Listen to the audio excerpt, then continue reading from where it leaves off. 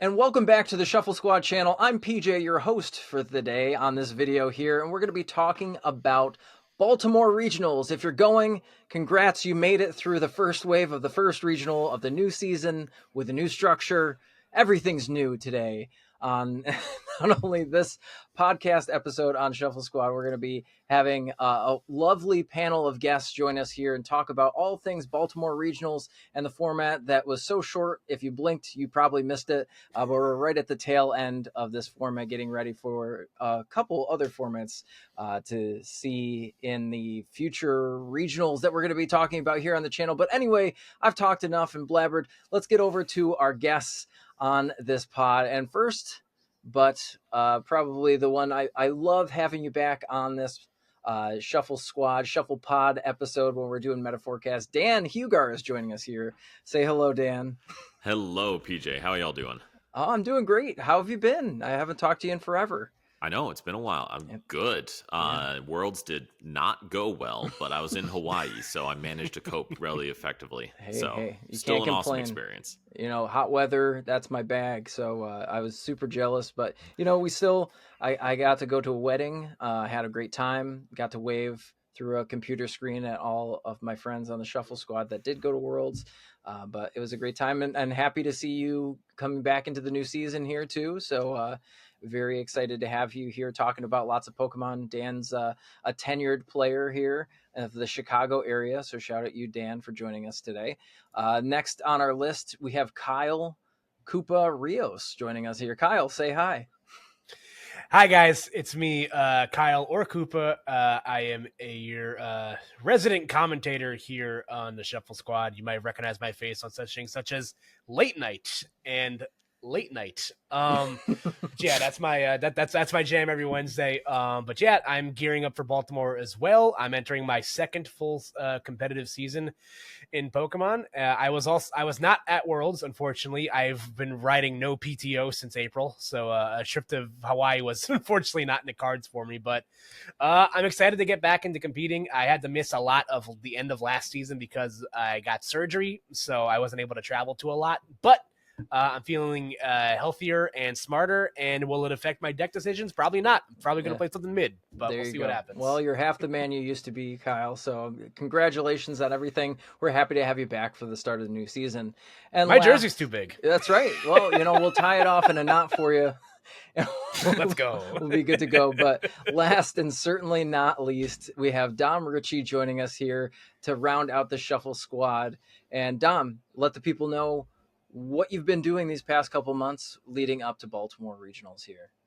Yeah, everybody. Obviously, I'm Dom. You'll recognize me from 1 or 2 videos a week on this channel, some live streams, maybe some of my own YouTube content. I've been playing a lot of Pokemon lately. I've played in a lot of cups, challenges in this format. I'm not upset. I'm not going to Baltimore because this format is probably the worst format we've had in a real long time. It is so bad. And I'm not even sure if it gets... The voice of a man who never played with ADP. No, I did, and I liked that more, to be honest. But that also wasn't like that crazy of It wasn't like that competitive, right? We didn't have regionals and stuff, but that's like also true. But hey, you know, since ADP, this format is we got through it, and we've got lots more coming up. But we do want to prepare the people here watching for what they are going to expect. So the first thing that we're going to cover here on this channel is going to be the top 5 decks that we think are going to be played. So let's kick it off to you, Dan. Let's go back over what are the top 5 decks that you think are going to be played at the Baltimore Regionals. Yeah, I think Drago's definitely up there. It was 25% of the day 1 meta for Worlds, and I don't think it'll be anywhere near that because Worlds always like has the meta condense around a couple key archetypes. But right, I guess it'd be like 15 to 18% because it's still, to me, clearly the best deck in the format. And then there's going to be all the decks that try to target it. So Roaring Moon, Rhydon, Raging Bolts, like those are probably all going to fall around similar percentage, I would guess. Okay. Lugia, I hate that this is true, but it's probably going to be one of the top 5 most played. I hate that freaking deck. And then Charizard, I think, will be up there because Charizard is, I think, the best deck to beat everything that beats Drago. And every now and then you beat Drago with Charizard. Like, if you just get enough of a lead, you're fine. But in general, Drago kind of runs you over. So we're starting to look at that whole like rock paper scissors thing again. Yeah, it's kind of where the meta is, and I can see, Dom's point where maybe the format's not the best because we do have that kind of rock paper scissors style where we have signified BDIF and then a deck that beats it really easily, and then a deck that beats that deck, and so on and so forth. We can see how the triangle is starting to come together as one and go into there. Now, Kyle, taking notes from Dan here, do you think that you agree, disagree with the top 5? Do you have your own top 5 you want to slide in here?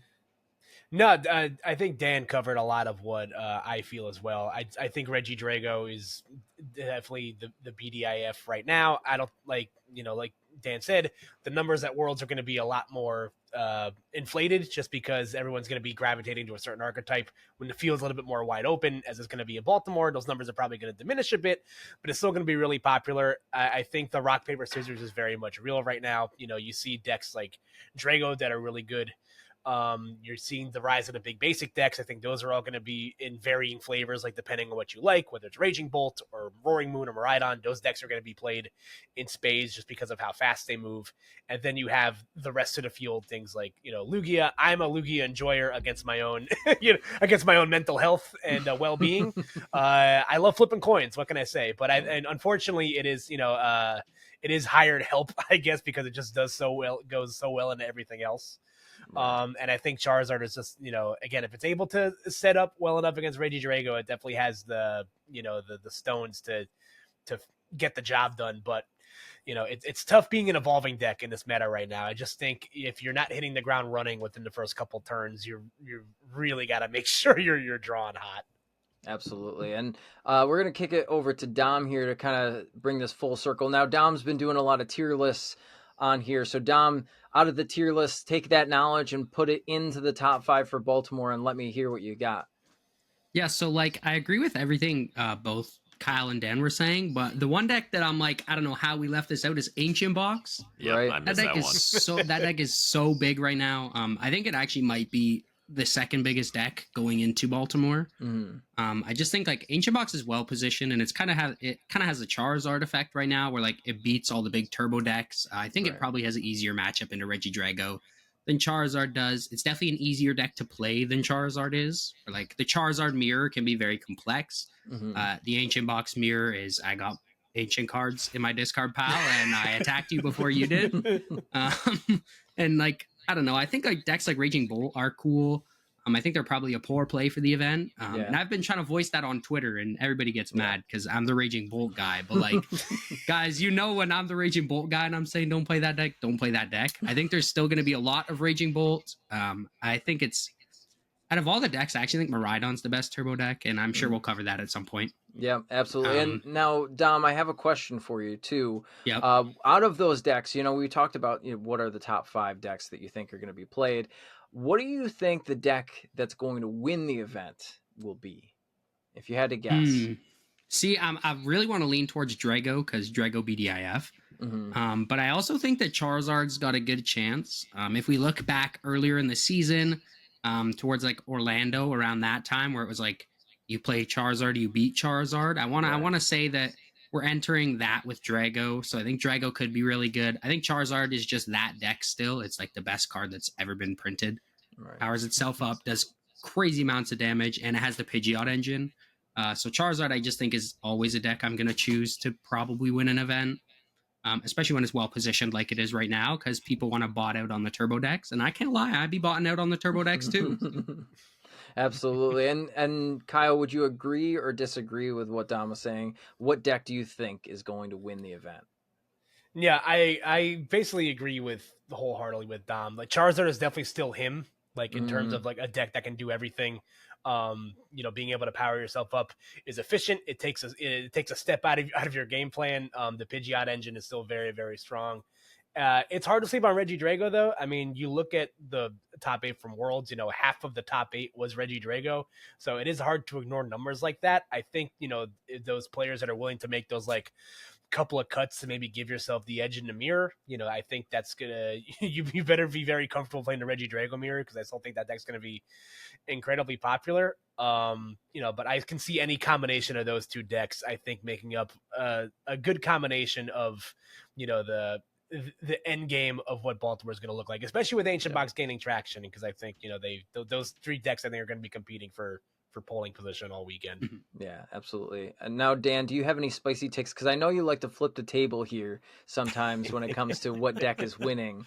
We've been through and held hands through your Giratina time frame, we put that deck down back into the binder. So, what do you think is actually winning here? Well, there are some people pulling that deck back out of the binder, but I like my mental health right now, so I'm not going to be the one playing it. Fair.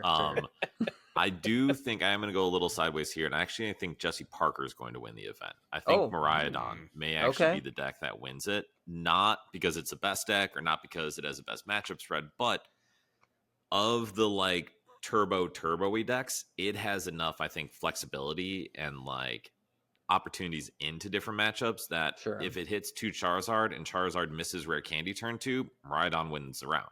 If it hits a bunch of Drago and they hit the generators on Miraidon, Miraidon wins the round. So I wouldn't be surprised if just a Miraidon catches a little bit of fire and then makes it all the way in because they get a little luck when they need it and they draw hot enough into their good matchups that they take it down. Okay, that's very fair. So now to kind of spin the question another way here, do you think that Miraidon is the best turbo decks? We see all these turbo decks that are out there. We've got the Raging Bolt, we've got the Roaring Moon, we've got Miraidon. All of them are turbo style decks, very similar play style. Do you think Miraidon is the best one out of all of them? Well, I'm going to agree with Dom. I think Raging Bolt is not the best one out of all of them. I think Miraidon's probably the best. I don't think it's too much better than Moon because Moon, I think, has a little more stability than Miraidon does. Miraidon's so dependent on that turn 1 burst in order to win. But I wouldn't judge anyone for playing either Miraidon or Moon. They're really close in my mind. Gotcha. All right, Kyle, what are we thinking here? Is Miraidon the best turbo deck out of all three of them? Or what's your opinion on the turbo decks? Out of the ones that I have the most experience with, I really like Roaring Moon. I think, like Dan mentioned, that deck has just a little bit more like foundation in terms of what it's able to do to power itself up. Whiffing a generator is sad and it hurts, and it's why I have trust issues. And I just think you just have these sort of unplayable hands with Miraidon sometimes. I can't count the amount of times I look at the world stream and they're just looking at like Jesse's hand and it's just like 5 energies, right? And like that's it. So it's like I think being able to play around with things like Sada and maybe drawing into what you need or being able to incorporate dark patches, as well as having, not just one of the best big basic attackers in, Roaring Moon EX, being able to blow up anything in the active at the cost of 200 of your own health is really good. But also Pecharunt as a concept, I still think is wildly underexplored. I think, being able to do, if you 240 is a good number to hit right now, especially because stuff like people are going to play Iron Thorns or these big like just out of range of your attack Pokemon are going to be popular. So I do agree it is very close between Miraidon and Roaring Moon. I am completely out on Bolt. I don't think that's the play. I think I'm in lockstep with the other guys with that. But I think it's you can really go either way with Miraidon or Roaring Moon. It just depends on if you hit what you need or not. Gotcha. Now, Dom, you and I have both given each other a hug, shed a tear for Raging Bolt. We had good runs, both of us together. Now, it did win an online tournament recently. Do we calculate those online results to see if Raging Bolt comes back as the number 1 turbo deck for you, Dom, or do we have differing opinions here?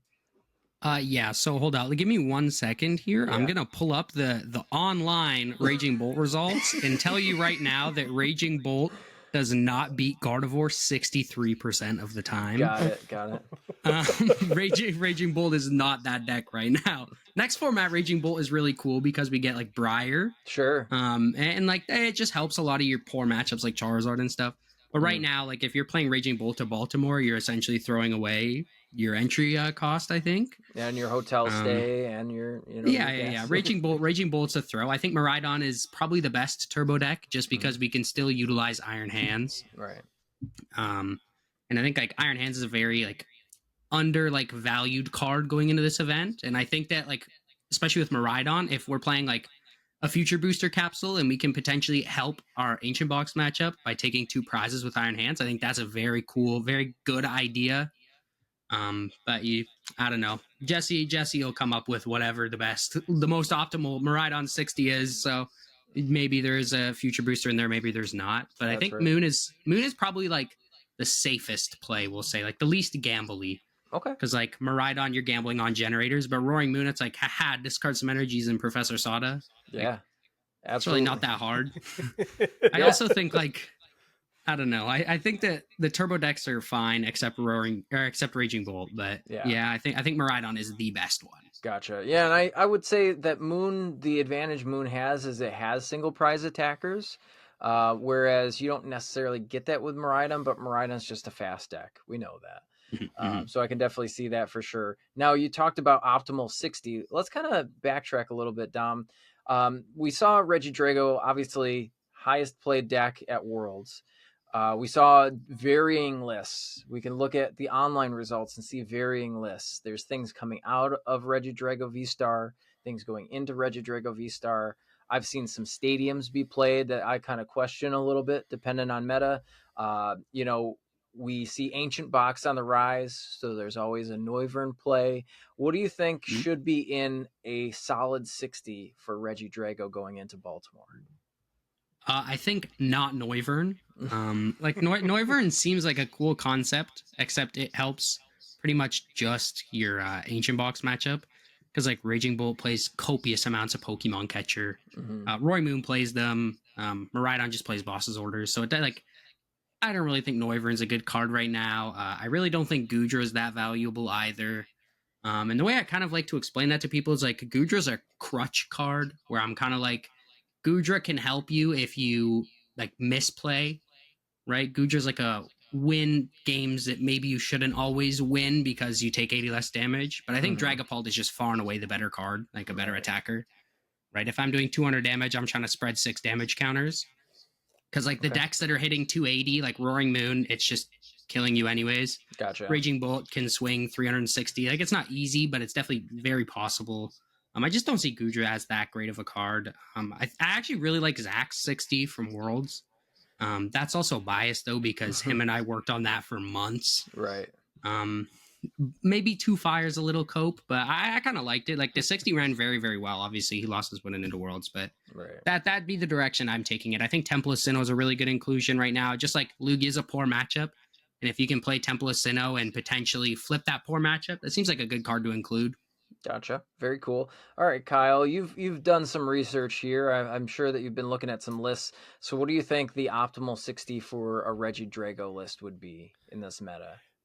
Well, I'm definitely still keeping Temple in. As much as a casino that Lugia can be, that is still a tough matchup for Regidrago, and I think cutting a card like that like Dom said, can help you flip a losing matchup a little bit more in your favor. It's much better, especially a deck that doesn't play Draw Engine, that relies on those gift energy, knockouts to help Lugia recover its hand. So I think including Temple is huge. I'm a Haxorus believer. I think that card is sick. And I mentioned before about if you're going to be bringing Regidrago to Baltimore, you need to be very comfortable playing the mirror. Yeah. And, being able to do more than 200 damage, sans the cost of, lost zoning to your energies with Giratina, for example, is kind of a luxury with the dragon type Pokemon you have. Right. And in a deck that's going to be discarding cards out of your deck anyway, you don't really care too much about the second effect of Dragon Pulse as an attack. And bring down the axes, obviously, haha, funny. Like it really only helps you one matchup anyway. But I think Haxorus is a card I would definitely consider, putting in. So it's if I'm playing, if I were to play Regidrago to Baltimore, that would definitely be a card I would try to include. I thought that that card is criminally slept on. Exactly. Okay. Well, you know what? Let's get down to brass tacks. Let's get down to the nitty gritty, Dan. There's certain cards, obviously certain styles of the list we've already talked about here. We've got, Isaiah Bradner's got the double super rod. We've got, our very own Ian Robb that played the specific most vanilla list I've ever seen in my life. And then, we were also talking about Zach, and Kyle brought up the Haxorus that Dom and Zach were working on. And I love all of those things. Superior energy retrieval We've got the Night Stretchers. What are we thinking for those specific cards? And then also adding on to that, what do you think about, some people have even been putting the Jamming Tower in this list here? Man, you are asking the exact question I've been trying to think about and ponder today. Of if I do play Drago, what the heck are the recovery lineup I play? Yeah. So you guys are getting real time live processing of my brain as I figure this out. That's what we like here on the Shuffle Squad. Yes, this fresh like info for everyone. I guess I'll just walk you through what my thinking is. Night Stretcher is extremely good, but the magnitude of recovery you get from it is limited. So I'm a little more hesitant to take that unless you're kind of building your deck around a game plan of streaming Radiant Shard.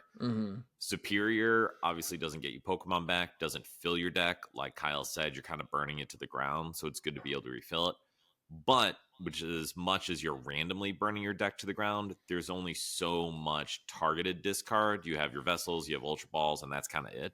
So having that extra out is good and getting energy back.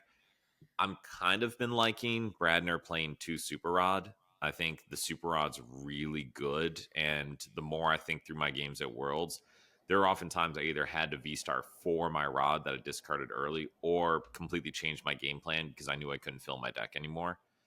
That being said, I know Dom had mentioned Zach played the 2 Fire. I don't feel comfortable with the 2 Fire. I think that's a little bit too much of a high roll because if you either prize 1 Fire and suddenly discard it early, you can't get a Drago attack without using a Super Rod and then a Vessel. So if I want to go light on recovery, I'd probably say the 2 Super Rod. If I was going to go heavy on recovery, I'd probably say the 2 Rod and a Superior. For Worlds, I played 1 Rod, run Superior, so I think you never want less than 2 recovery, but I'm not sold on 3 being necessary. Gotcha. Okay. Now, what do you think about the stadium? Do we put Jamming Tower in ever? All these hard questions. I do think Sinnoh is a really good inclusion and a great thing to put in there and keep in there. I played a Neil's 60. He and I used the same 60 for Worlds. So we didn't play a stadium. I played Tomb to try to handle Lugia. And in my 1 round against Lugia, he Ultra Balled away double Archeops turn 1, going first both games. So it's fine. It's fine. Yeah. I do think Jamming Tower is legitimately really good, though. And I think if you want to play 2 stadium, Jamming Tower is the second one, but I think Sinnoh's number 1. Solid. And there's always Pokestop, right? There's always no. Okay. Side note on that. I'm going to talk about that. Sorry. All right. I do think Pokestop is so good, but I feel like for Drago, typically you're benching a stadium not to advance your own board state, but to combo with Iono or to slow your opponent down so you can make a comeback. So I think if you want to say I'm never going to fall behind, Pokestop is fantastic because it'll help you dig. But if you say my deck's going to win more often than not, I need these stadiums to disrupt my opponent, then the Jamming Tower and the Sinnoh are the way to go. Yeah, we're going to take that right out of there.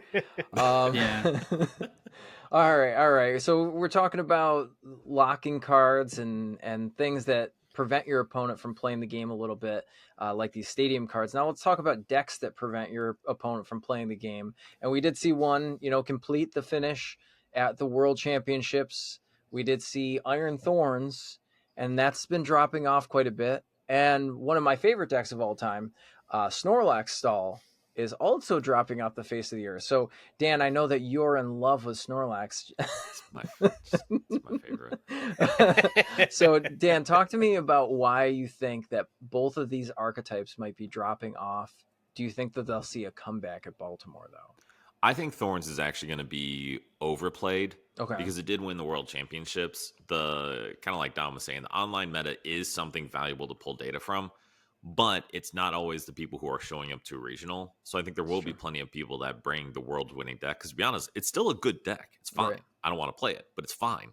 And as far as Snorlax goes, I actually think Stall could be really good, but it's going to be around stuff like Cornerstone and Noivern, less Snorlax, although I don't think it'll be Pidgeot control, but I think Stall with a couple Snorlax and other walling things could actually be a really, really good play if the meta all shifts around Ancient, Rhydon, Moon, and even Drago, because those are all highly, highly counterable. So you got a huge portion of the meta you can just wall out pretty easily. Right. It's all about drawing the cards and the turns that you need them with those Details, type of decks. yes. Yeah, exactly. All right, Kyle, what do you think about stall or locking decks, Iron Thorns? Is it the play? Yeah, like Dan said, obviously there's going to be a certain group of people that are just going to bring the World 60, because they're just here for the weekend. They're not sweating out Worlds invites like a large portion of us are. So I definitely think there's still a place for decks like that. And ability locks has always proven to be very, very good. And I think it's very healthy for the meta, to have something like that can just shut down decks. It's amazing what you can't do when you don't have access to the abilities that make your deck run. So I definitely think Iron Thorns is going to be played in a okayish capacity. Stall proper, I feel like, is getting kind of slept on because everyone looks at what Petrun's able to do, and it makes very select matchups into that very, very easy. The same way that Jet Energy gives Lugia a much easier matchup into stall. But I do agree with the notion that stuff like Mimikyu, stuff like Cornerstone Mask are going to be much more popular in these controlling and locking archetypes, because that it just gives you another wall of difficulty to have to go through. In my testing, I've ran into a lot of problems with decks that I want to play into matchups like that. So I've been trying to adjust on the fly to find out what changes I can make. But I do think that people are quick to write off, things like Snorlax and things like, maybe Iron Thorns to an extent. But I do think that if, with the right run, we've seen what can happen. You run into the right string of matchups and you can suddenly find yourself in very good polling position to win. Exactly. Now, Dom, there's a lot of people going to this event. A lot. Yes. A lot of masters. And Dan and Kyle both brought up a great point. Iron Thorns won the world championship. People are going to say, what won the world championship? Might as well bring the deck and go from there. Just because there's so many people. The variance is so huge here. So we see that. We also see one of our other TSS members. We've got Cyrus Davis talking about on Twitter, or X for the kids, about a Charizard control deck that plays exactly what Dan and Kyle were talking about with all those controlling elements. What do you think the meta percentage of something like an Iron Thorns would be? And then we always know that stall, whether it's Snorlax, whether it's control Charizard, however, Pidgeot control, they're always pretty low. But do you think that deck's going to do well? And do you think we're going to see high numbers of Iron Thorns? Like Iron Thorns, I kind of want to be like, yeah, it's hopefully not going to be big. Hopefully sub 5%. I'd guess it'd be around 5% though. There's just going to be the people that believe it is the best control deck. Sure. I'm not sure it is, and that's, I think, for good reason. I think Cyrus's Pidgeot control style, Charizard control, whatever you want to call that, with 2 Ogre Pawns, and I think that's a cool concept. You got to be a very good player if you want to pilot that, though. What's nice about Iron Thorns, it's a very low skill deck, right? And people said that on Twitter, and we saw the Twitter drama of what decks are low skill, what decks aren't, yada yada yada yada yada. We don't need to rehash that, but I think Iron Thorns is very easy to pick up and play. It's probably the easiest control-esque deck to pick up and play, so it'll probably be the largest. Snorlax seems like a horrible play for this event, but what do I know? Every time people sleep on Snorlax, it does well. Hey, listen, I'm a Snorlax enjoyer, and I'm saying I'm not bringing this deck with me to Baltimore. No. Trust me, somebody that knows how to play in a best of 3 format and have time to spare with Snorlax. This is not the format for Snorlax. Absolutely not. No, that's a no. I think there's just so many bad matchups for Snorlax. People originally it was Raging Bolt is a good matchup, and that's just people just didn't know how to play around it. The amount of screenshots that people have sent me that play it on ladder with Ancient Box, and they've got all of their Flutter Mains and Roaring Moons out, and they're like, I win. And obviously Petulant is a terrible card for Snorlax, and Lugia is still a deck. So unfortunately, Lugia still bodies it. I think Regidrago is a terrible matchup also. So you're taking a pretty bad matchup to the majority of the meta share if you're playing Snorlax, and that's my personal opinion. Now, whereas Iron Thorns, I feel like you're still kind of okay. And that's just my input. But yeah, I mean, I agree with that. So if you're looking to play a control deck, make sure you're playing a really good one and you've piloted it that deck more than 50 games, we'll put it that way. If you've played more than 50 games in paper, tested your matchups, you're good to go to play Control. And my heart goes out to you. But if you haven't and you just want to play something funny, Iron Thorns is probably the deck for you. But let's talk about other funny cards. And this card was really hyped up going into Worlds, and we didn't see a huge performance from it, which is kind of sad, but I feel like it wasn't cooked. The air fryer wasn't on the correct temperature here, and it could not cook this exactly the right way. But we're going to talk about Dusknoir, the Dusknoir line. Now, I'm seeing that pop into a lot of decks, Dom. And I'm seeing it more and more into random decks, random VSTAR decks that we haven't seen in a while. I've seen it into some EX decks that didn't see a whole lot of play. What do you think about Dusknoir for this upcoming regional event? Are we going to see a lot more of it? Is Charizard going to play it again? Like, I think Charizard should really be playing Dusknoir. It hurts your consistency a bit, but like, especially in a best of 3 format, I think you're okay to cut your consistency down a little bit. Dusknoir is just so broken. I've seen people be throwing Dusknoir in everything though, and it's like, yeah, I'm playing Dusknoir and Raging Bolt, and I'm like, yeah, that seems good, guys. That seems good. The deck that just does stupid amounts of damage needs some more damage, and like it helps some of your matchups. But like, I don't know. I'm like, yeah, we're really Raging Bolt's biggest thing. And a lot of decks' biggest things are like, I'm consistent and I don't play tech cards. I just go bah. And it's like, yeah, let me add Dusknoir and take up 7 spots in the deck. And I'm like, that seems unoptimal. Like, right. I don't know. People are like, yeah, I'm not playing Sawdas as much anymore. I'm playing Arvin in Raging Bolt. I'm like, no, we don't need Arvins. But the Palkia Dusknoir, though, I'm just saying. Palkia Dusknoir is sick. I'm a Palkia guy through and through. I'm so excited for next format. That's fair. And that's like, fair. there was like some like limitless event with like 150 people. The top 16 released, and like people are like, oh my goodness, look at all the Raging Bull, look at all the ancient box. I'm like, oh my goodness, Palkia. Yeah, it's there. Yeah, like 15th seed. I was like, let's go. It happens.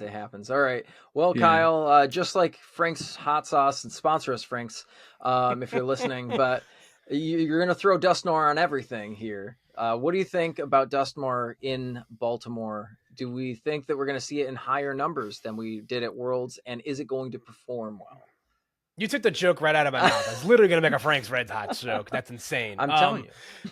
Yeah, I do indeed put it on everything. It's delicious. No, I think Charizard is definitely still the best home for this deck. And I think like as this is starting to cook a little bit more, as we've sort of like, roasted this concept into the oven a little bit more, I think the best home for Dusknoir is 2 prize decks that have a hard time offsetting their prize race. So decks like Raging Bolt can utilize it, to kind of help correct your math a little bit. Decks like Charizard obviously can correct it. I have not played like a Dusknoir deck like at all since the format started. Right. And my friend gave me his Charizard deck that has it, and I tested it out. I'm just like, okay, I see the vision. It makes sense. Pop something for 50 here, help correct your math on a basic Pokemon.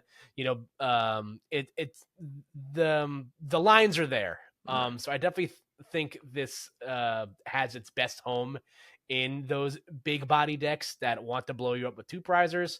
But I also think that the Henry Brand Boom Puppets list is very, very interesting and should be looked at a little bit. It's a thing.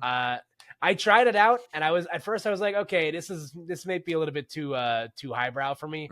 But I got it. And I'm just like, no, wait, I get the concept. It's actually really fun. Yeah, it's a super fun deck. I played it at a League Cup that was like 80% dark decks, which wasn't the greatest, but it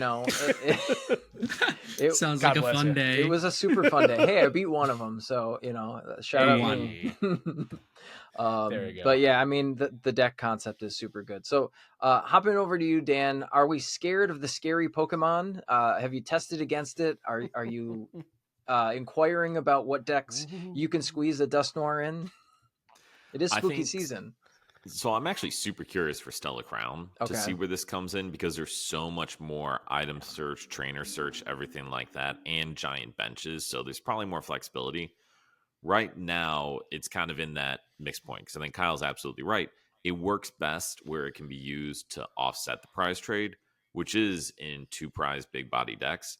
But unfortunately, if it's a 2 prize evolving deck, you're already going to lose a single prizer likely before you evolve up. So it's not actually going to affect the prize trade very much. And then for the big 2 prizer decks, we're just slapping down a high HP guy. The reason those decks are good are because you can turbo go fast. Yep. So if you try to, like Dom said, cram 7 cards in there that don't help you turbo go fast, it's not that helpful. So I think it is incredibly good. If it does find a good home, you should be terrified of that. Henry Brand's deck is awesome and so cool, but I think there's very select places that can fully take advantage of it right now.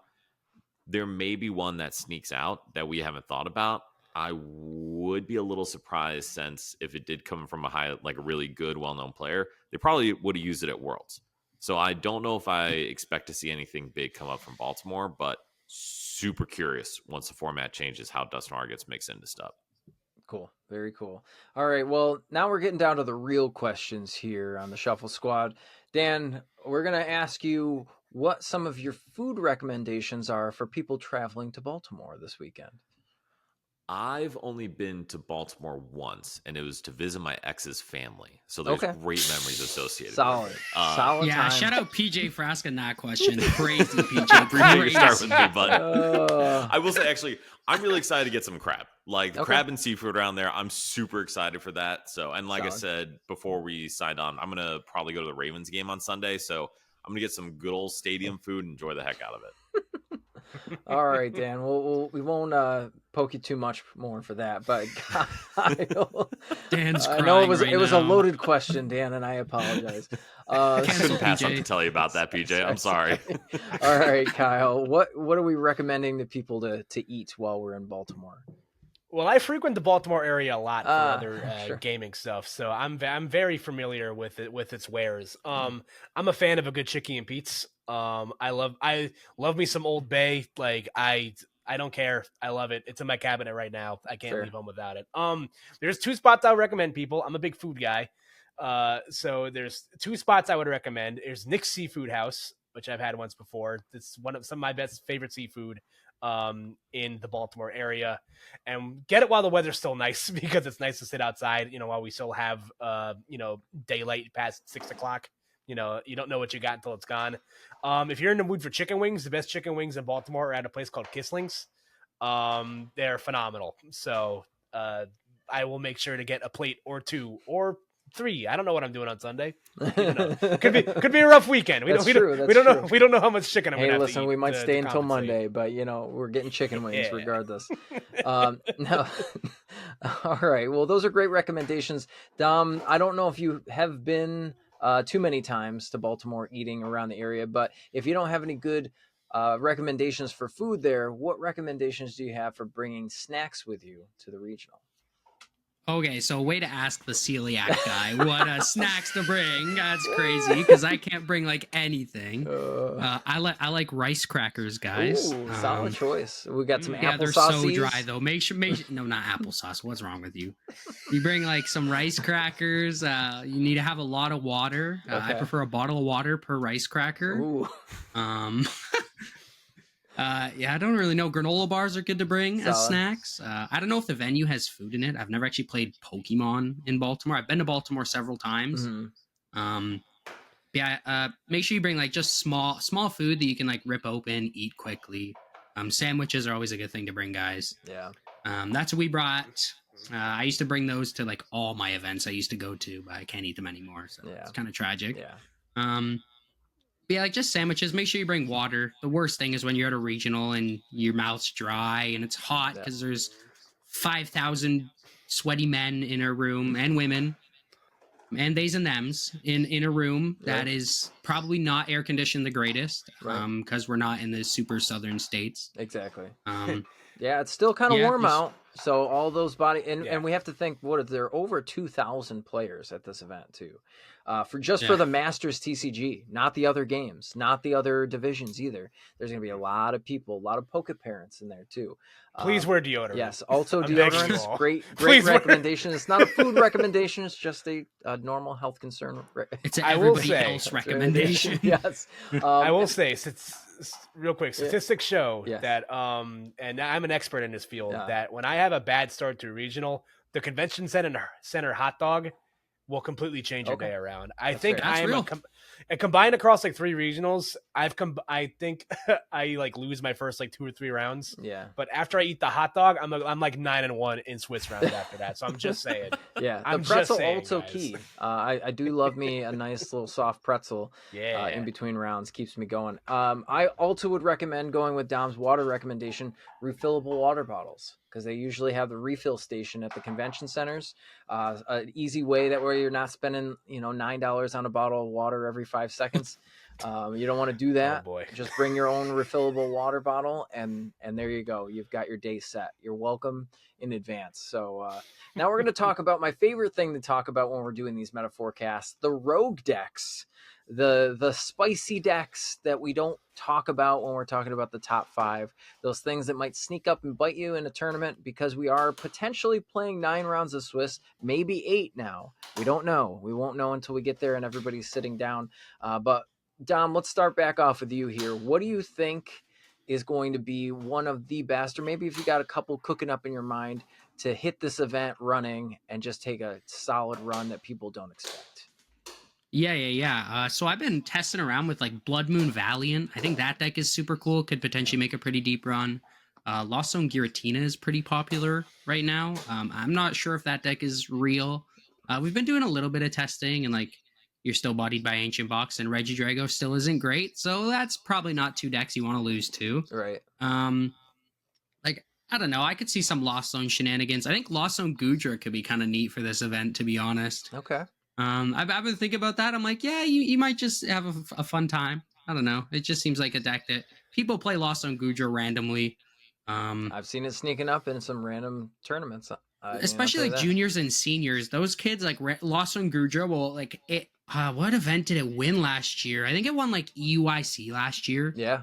In like juniors, and it was like, okay, nobody even had this deck on their radar, and Lost Zone Gudra comes and wins. So we'll probably see something like that. Lost Zone Raging Bolt, come on, hop on that deck again. Hop on that deck again. Yeah, I mean, you never know. You might have that Regidrago player that shoots their shot a little early and just does that Kieran play, and there's all your energy. Oops, no energy. And there you go. Also, 10 points to you, Dom, for using the word shenanigans. We'll hop over to you, Kyle. And Kyle, what kind of rogue deck sauce are you cooking up in your pot today? I haven't gotten a chance because anyone that knows me knows that I love a silly deck. I brought Cloth to regional because I'm an insane person. Yep. And then I hit 3 Urshifus, and then I immediately wanted to go eat a hot dog. There you go. I miss that guy. Miss him every day. Now, I haven't got a chance to check the weather yet for Baltimore, but if I were to play a rogue deck, the forecast calls for rain, baby, because I'm making it rain. I love Goldango EX. That's okay. Okay. I think this deck again, it loses the Ancient Box. It's probably not going to be a fun matchup for you. It probably loses to, Charizard, and even though it's an okay-ish matchup, but hey, you stop. But if you want to have some fun, drawing cards is cool. I think the Goldango list that made day 2 at Worlds from Kobe and Cameron are interesting. I think the Klefki's is interesting technology, and being able to hit the infinite damage cap is not bad. If you're able to set up, you have a fighting chance into a lot of these decks that are going to want to go second anyway. So you're going to get the chance to evolve if, turn 2. And if you don't accidentally start Palkia, then they're going on odd prizes. So you get the opportunity to go 2/2/2 before they do. Is it a great play? Probably not. But is it funny? Are you going to have a great conversation with the guy sitting across from you? Absolutely you are. Who's going to look at this guy? Look how happy he is. Don't ask why I have this on my desk. I don't know either. That's but fair. Yeah, if I were to play a rogue deck, I'm at least bringing this to play sides for sure. Okay. So if you want to have fun, play Goldango. Solid. Okay. Very cool. I Goldango made some runs, whether they were good or not, at Worlds. We won't talk about that. But Dan juiced me up with some of that sauce over there. It's weird to say that Lost Tina is a rogue deck, but I think it kind of falls into that category right now. I'll believe people when they say it's good. I've played a bunch of games into Drago, and it didn't beat Drago even when we forgot we could just use Cure him without it being in the discard pile. And then once we started doing that, it was not close. So don't know if I recommend that matchup. All credit to Cyrus aside. Yes. I like the Blood Moon Valiant.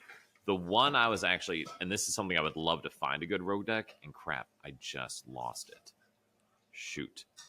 It's not really rogue deck, but Sable's Art. Oh, okay. I think Sable's Art is actually a really good deck because it has an opportunity to take knockout against the big 2-prize decks. And against the evolving decks, you have a combination of Devo TM and you have Sableye. You can pick them apart, no problem. The only issue is I don't know how you don't get obliterated by Regidrago. And I personally do not want to get utterly smoked by the best deck in the format and the most popular deck in the room because it doesn't seem like a recipe for doing well in the tournament. So you could dodge it for a lot of the tournament because there are going to be like 2,600 players, but I don't know if I'd bank on that. Okay, that's fair.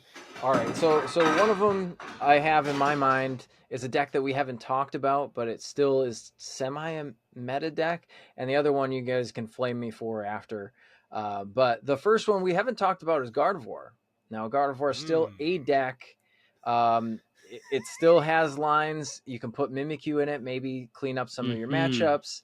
I mean, aside from that, maybe we can see a different build of Gardevoir come in and steal some games. I mean, it has a pretty decent Charizard matchup. The Ancient Box matchup is not the best. You know, we could see that. And then another one I saw some people trying to get work is Arceus VSTAR coming back out of the grave, pulling the Arceus back out, doing some crazy things with it. You know, shout out to you, Makani Tran, for always trying to make some Arceus VSTAR work. But that is a deck I have seen lots of lists cross my desk. People trying to make it happen again. I don't know, but I think it would be cool to see if somebody can make Arceus work again. But both of those decks are on the table for me of cool rogue decks. And it's hard to say Gardevoir is a rogue deck, but it is now. It just doesn't take a great matchup into a lot of things, and you have to pilot it well in this format that it's not a good thing to tie anymore. So that's where it has its downfall. But hey, maybe somebody's really good at playing it, has a really great list, and we see it take a deep run into Baltimore. I don't know, man. Yeah, I know. I don't know. It's like Pheasantipity hurts you, and also like unless you're playing double Devo, you kind of just lose to Charizard, and Regidrago is bodying you. That deck just and people will cope. People will cope. It's like Raging Bolt, and people will cope. They love it. They love it. That's true. Hey, we'll see it with what's that green bird there that does the thing. What? Squawkabilly? No. The EX, the stage 1 EX that makes you have to attach an extra energy to attack. Oh, Espathra. Espathra. Espathra. Yeah. Guardy Espathra. That's the Guardy deck we'll see. There's a couple key issues with that deck design, but yes I think Espathra could be weird and cool. All right, that's fair. If you're out there and you love Espathra, shout out to you. I know, Eliza, you're listening, but you know, it is a cool deck. But anyway, that's all that we have for Baltimore. Hopefully you got something out of us yapping away about what you should be playing. Maybe you're changing up your list right now as we're getting closer and closer to this big event, the first event of the season, the kickoff event into our next season. So I'm very excited myself and excited to see everybody out at this event. Come by and say hi. Hopefully we'll have a great time. We'll have a blast together playing some Pokemon. But I'm going to give all my guests here a chance to say goodbye and give their shout outs where shout outs need to be given. So we'll start back with you, Dan. Let's let her rip here. Yeah, shout out to Nerd Rage Gaming. Their store sponsors me. We have an awesome team, and honestly, I love the direction team's going in this year. Big thing, we are trying to be more intentional about our stream and also starting to make a little content, we think. So it's cool to like try something new, especially since we're not full-time Poke people. We're just people who play Pokemon. So we have our cup. It's the first weekend of Stellar Crown. We're doing our cup September 29th. May have some features from Shuffle Squad members there. We'll see how it goes, but we'll be streaming it. Stellar Crown. It's going to be awesome. So twitch.com/energy store. I'd love to have people there. And then also shout out my amazing wife who's letting me talk to you guys while she's being productive around the home. Solid. We love those. All right, And Kyle. shout out to PJ for bringing up my ex, by the way. Appreciate yeah. that. Yeah, PJ. Hey, listen, and the celiac. This is an L day for listen, PJ. listen. This is an L All right, video all for right. PJ. I'm gonna go sit. In I the still like corner. PJ. Thanks, Kyle. He hasn't heard me yet. so. Yet. All right. Back to you, Kyle. I'm going to be crying in the corner here, but you can give your shout outs where you need to. Yeah, again, shout out to the Shuffle Squad. If you guys like hearing me talk in a microphone, you can hear me do this every Wednesday night as one of your talking heads for the late night NA clip. I will be bringing that again this Wednesday. If you guys want to hear me yap more about Pokemon stuff, I do stream sometimes on Twitch. twitch.tv/KoopaNJ. I also started up a Pokemon TCG podcast with one of my local friends called the Squawk and Seeds Podcast. Just a couple of regular dudes with no accomplishments whatsoever talking about Pokemon. It's very laid back. We ranked fast food restaurants and talked about all the new box products last week. So we're all on YouTube if you guys want to look all that stuff up. Very cool. And I'm going to be in Baltimore. Come say hi. Where did Chick-fil-A land? Because that place gas. I definitely docked at a point because it's not open on Sundays, and I always want it on Sundays. So that's so real, actually. The amount of times, because like they got gluten-free chicken nuggets, where I'm like, oh, I'm going for some gluten-free chicken nuggets after this Sunday League Cup, and it's closed, and I get home and like the bad thoughts get to me, bro. It's crazy. All right, Dom. Well, let's give you your pedestal to stand on here. What shout outs do you want to give here to the people listening? Shout out Zach Lesage. He just had his kid. Yes. If you haven't seen it on Twitter, Zach did just have his child. Shout out Tom Day. He's my goat. And shout out all the locals who helped make this possible. And shout out PJ. Shout out me for editing this video later. And yeah, that's all I got to say. Shout out Willow. There you go. Shout out, shout out Willow. TSS Willow. Yeah. All right. And thank you all so much for watching the video this far into it. We're having a blast here. We're having so much fun. If you want to help support the Shuffle Squad, make sure you're going down in the description below and checking out all of the links of all of our awesome sponsors, people like Ultimate Guard that help us protect our stuff in our awesome katana sleeves that we have here. Kayfabe Cards will be at Baltimore Regional, so you can go check them out and order some singles, pre-order them for pickup at the Baltimore Regionals as well. And also make sure you're checking out PTCGL store just in case you're staying home in your comfy pajamas and slippers and you want to play Pokemon TCG online. You can get lots of codes there as well. We've got lots of other sponsors, lots of different ways that TSS can help you out. So if you want to support the Shuffle Squad, you're going to want to check down in that description. But that's all I have here. Again, I'm PJ with the Shuffle Squad. We will catch you all next time. You made it to the end. Thank you so much for watching this entire video from the Shuffle Squad. Honestly, from the bottom of our hearts, we appreciate each and every person that supports our content, watches what we have going on every single day, every single week, even from time to time, and continuously allows us to have a forum to project our creative content towards the Pokemon TCG community. So if you haven't already, be sure to give this video a like, subscribe to the channel, and even leave a comment to help boost the YouTube algorithm. That being said, we'll catch you with our next video. Thanks again. Take it easy.